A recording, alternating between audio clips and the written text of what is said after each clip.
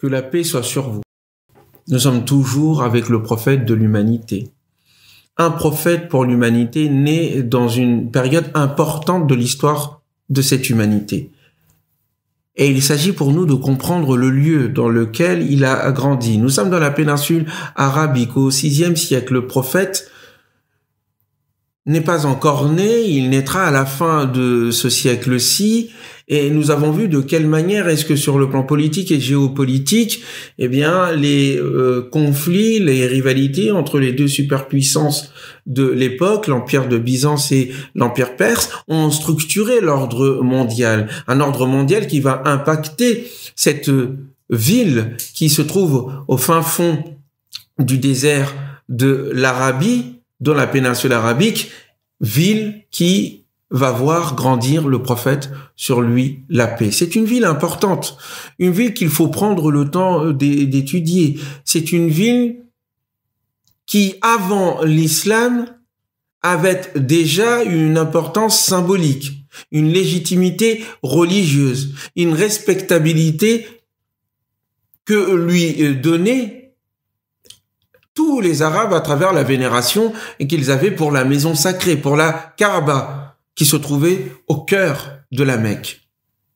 C'est une ville fondée par Abraham, dédiée à l'adoration du divin. Cela nous est indiqué dans le Coran. Cette ville a été choisie dans un endroit sur le plan géographique qui n'est pas habilité à donner de la nourriture. On ne pouvait y faire de la récolte. Biwadin ghayra dhi zar'in, nous dit le Coran dans la description qu'en fait Abraham, tel que cela est relaté par le divin. Cet endroit est un endroit qui n'est pas fait pour la culture.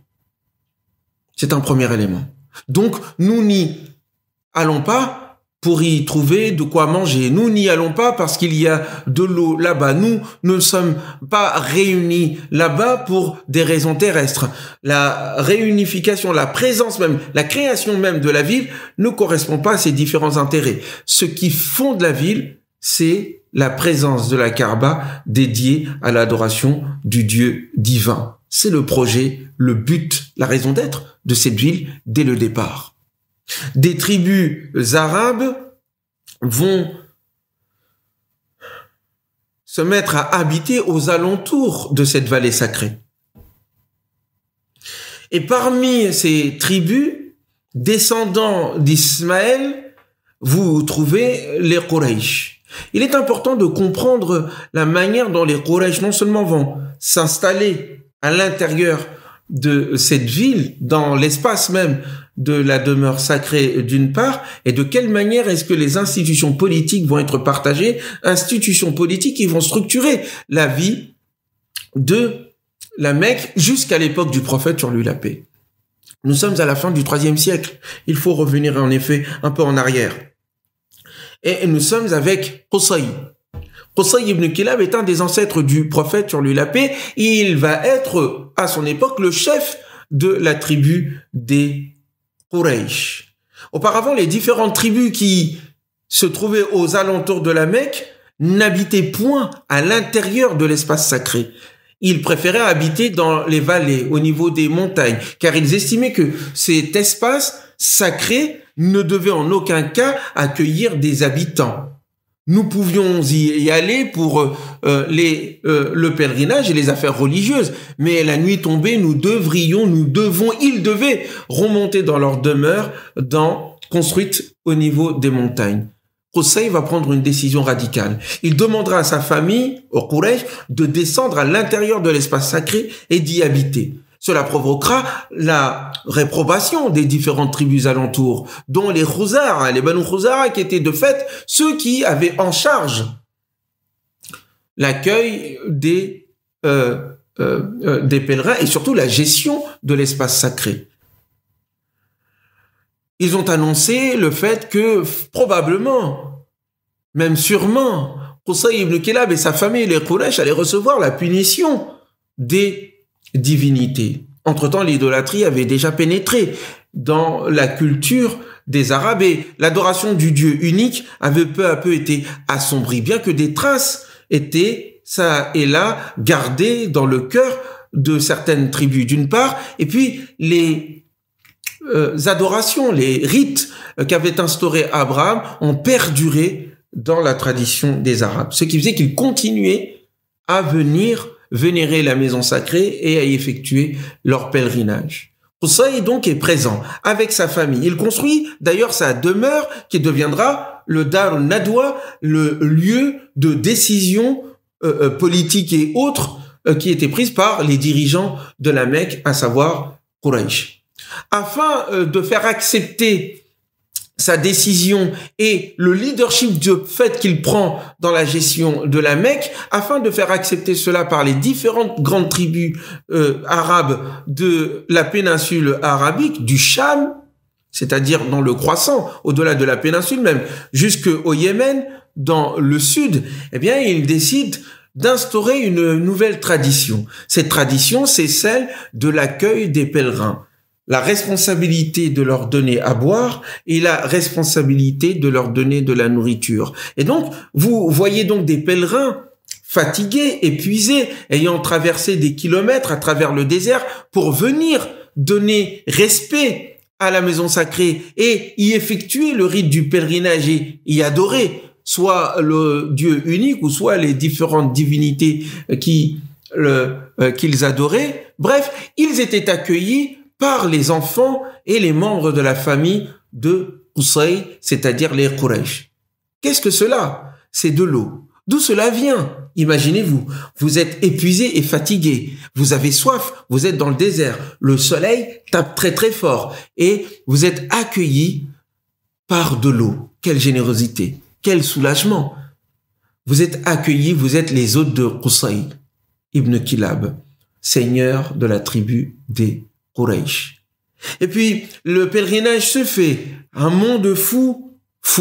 Cela est relatif, il n'était pas si nombreux que cela auparavant. Mais un monde important vient à la Mecque. Et tout d'un coup, vous voyez de la nourriture qui est préparée et qui est présentée à ces pèlerins. Ils peuvent manger. Il instaure ces deux grandes traditions.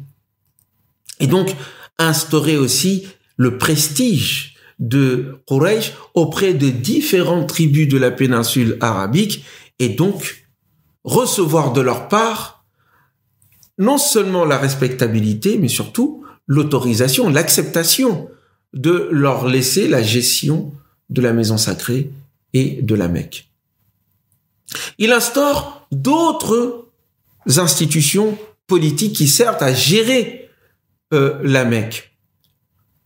Après la responsabilité de l'accueil par de l'eau de la part des Quraysh, après la responsabilité de la nourriture, il y a la responsabilité des clés, ceux qui gèrent les clés de la Kaaba, il y a la responsabilité de la maison, c'est-à-dire ceux qui gèrent la maison des prises de décision des Quraysh, à savoir le Dar al-Nadwa, et il y a la décision du liwa, c'est-à-dire du porte-drapeau en situation de guerre, où il s'agira de confier le drapeau à quelqu'un, à la descendance de Qusay ibn Kilab, afin de représenter dans les moments de guerre et dans les moments diplomatiques le camp de Quraysh, c'est-à-dire le camp de la Mecque. Donc vous voyez que la Mecque va être structurée grâce à Qusay ibn Kilab et permettre aux Quraysh d'asseoir leur légitimité symbolique, politique aussi et économique, nous le verrons, au sein de la Mecque, parmi les différentes tribus arabes. Mais un conflit va naître. Qusay meurt et il laisse 4 enfants, parmi lesquels il y a ses 2 plus grands. Le plus âgé, c'est Abd-Dar. Abd-Dar reçoit de fait la responsabilité en héritage qu'avait son père, Qusay. Mais il s'avère que ce dernier, plutôt le premier, Abd-Dar, était un homme assez faible. Certes, il avait la responsabilité officielle, mais celui qui gérait concrètement ces différentes fonctions politiques et symboliques était le 2e fils de Qusay, c'est-à-dire Abd Manaf. Cet Abd Manaf qui était au fait le leader de fait de Quraysh et donc de la Mecque. C'est lui qui accueillait les pèlerins, c'est lui qui leur donnait à boire, c'est lui qui leur donnait à manger, et donc c'est lui qui dépensait de ses biens. Donc, les descendants de Abd Manaf n'avaient pas disputé la chefferie officielle qu'avait son grand frère. Il s'occupait de fait de la gestion politique et symbolique et laissait à son frère la responsabilité officielle. Mais les descendants d'Abd Manaf, qui donnent de leurs biens et gèrent de fait les responsabilités, demandent officiellement à ce que la chefferie, la responsabilité et l'héritage donc de Qusay ibn Kilab leur soient donnés. Les descendants d'Abd Dar vont refuser. Nous sommes les plus âgés, notre père est plus âgé, et c'est à lui que fut donnée la responsabilité officielle de Qusay et de l'héritage de Qusay. Il est hors de question que nous vous donnons cela. Une dispute a lieu. Les différents clans au sein de la tribu de Quraysh se déchirent. Certains prennent le parti des Abd Manaf et d'autres prennent le parti des Abd Dar. Au sein de Quraysh, vous avez par exemple les Banu Zuhra, vous avez aussi les Banu Taym qui vont prendre le parti d'Abd Manaf parce qu'ils estiment qu'ils sont les plus légitimes, les plus capables à gérer cette situation-là, à prendre les responsabilités, à occuper les responsabilités politiques et symboliques, puisqu'ils le font de fait. Là où les gens de Abd Dar, sa descendance, vont avoir autour d'eux d'autres tribus, d'autres plutôt clans de la tribu de Quraysh, comme les Banu Makhzoum, comme les Adi, et d'autres encore qui vont décider de se réunir autour de Abd Dar en disant que c'est eux qui ont la chefferie officielle. Il est hors de question de laisser une telle chose se produire à la Mecque. Des disputes ont lieu. Nous sommes proches de la guerre civile. Et tout d'un coup, vous avez des pactes qui s'établissent. Vous avez une alliance. L'alliance des Mutayyiboun. Mutayyiboun, ça vient du mot Tib, qui signifie parfum.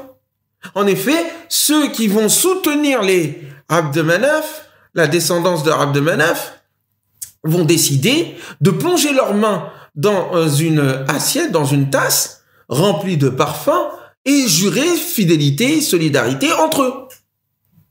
Il est hors de question que nous abandonnions les Abd Manaf et leur cause. Puis de l'autre côté, vous avez les descendants de Abd Dar et l'ensemble des familles et des clans au sein de Quraysh qui se réunissent entre eux et eux vont plonger leurs mains dans du sang et vont jurer d'être solidaires les uns avec les autres contre les Mutayyiboun. Entre-temps, vous avez des personnes qui viennent faire une conciliation entre eux. Les uns et les autres se rendent compte que s'ils continuent comme ça, dans cette déchirure, dans cette presque guerre civile, eh bien, c'est leur prestige, la stabilité de la Mecque, le prestige de Quraysh qui risque d'en pâtir. Ils décident donc de partager les responsabilités. La responsabilité symbolique, celle qui est dans l'action même de soutenir les gens qui viennent au pèlerinage, celle qui consiste à nourrir, celle qui consiste à donner à boire, celle qui consiste à s'occuper au fond de la gestion de la Kaaba, eh bien, cela sera donné aux enfants de Banu Abd Manaf. Les responsabilités plutôt politiques et de prestige. Le drapeau, dans les situations de guerre. Il n'y a pas des guerres tous les jours. La gestion de Dar Nadwa, c'est-à-dire la maison de prise de décision. Cela sera donné aux enfants de Abd Dar. Vous voyez donc ici quelque chose qui se dessine. C'est-à-dire sur le plan politique, un camp qui prend le parti des valeurs et des principes et de la solidarité envers les plus pauvres et de la générosité pour les pèlerins. Et vous avez un autre parti qui prend les responsabilités, ou plutôt le parti pour la politique, pour la domination, pour la direction, pour le prestige, tout simplement, et non l'action de solidarité. Vous avez le parti du pouvoir, et là, vous avez le parti des valeurs et des principes. Cela va structurer la vie politique de la Mecque et provoquer différentes alliances qui se construiront au fur et à mesure autour, d'un côté, des descendants de Abd Manaf qui, à sa mort, donnera la responsabilité de qui lui sera échue à son fils, j'ai oublié le nom.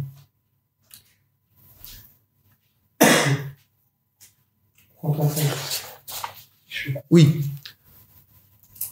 Abd Manaf qui, à sa mort, donnera la responsabilité qui était la sienne à son fils Hashim. Vous vous souvenez, nous parlions de Hashim, c'est celui qui trouvera l'idée brillante pour sortir sa famille et les Mécois, les Quraysh de l'indigence et de la famine, eh bien, d'organiser des caravanes allant vers le Cham avec des marchandises prises au Yémen, et ce qui va donner l'aisance matérielle et économique que nous connaîtrons par la suite au sein de la Mecque. Hashim, à sa mort, il mourra très très jeune, eh bien, donnera la responsabilité qui lui était échue à son frère Al-Muttalib. Al-Muttalib, à sa mort, donnera cette responsabilité à Abdul Muttalib, son neveu, le fils de Hashim.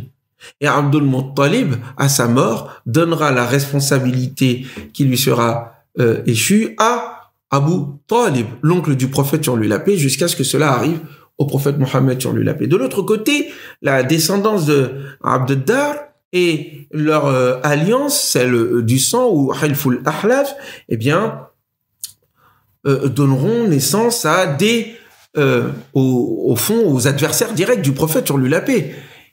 C'est le clan du pouvoir, c'est le clan de la recherche du prestige, c'est le clan de l'argent et de la domination. Ils n'accepteront pas le nouveau message. Ils n'accepteront pas le nouveau messager qui est issu, encore une fois, de l'autre clan, c'est-à-dire du clan des Mutayyiboun, opposé au clan du sang des Hilf al-Ahlaf. Et donc vous verrez des gens comme Abu Jahl, qui sera issu de ce pacte, de l'alliance autour du sang, qui s'opposera au prophète Mohammed sur lui la paix. Comme vous verrez aussi des grands adversaires comme Ubay ibn Khalaf, je dis adversaire, disons ennemi, des Banu Jumah, le premier des Banu Marzoum, celui-ci est des Banu Jumah, qui sont issus justement de la descendance de Abd Dar et participent de cet autre pacte, le pacte au fond pour le pouvoir et les richesses mondaines qui vont s'opposer irrémédiablement au prophète Mohammed sur lui la paix. Et le prophète, conscient de ces structurations politiques, avec ses ramifications au-delà de la Mecque, se servira de cela pour pouvoir, sur le plan stratégique, soutenir son message, avoir des alliances et avoir les moyens politiques de pouvoir défendre le nouveau message.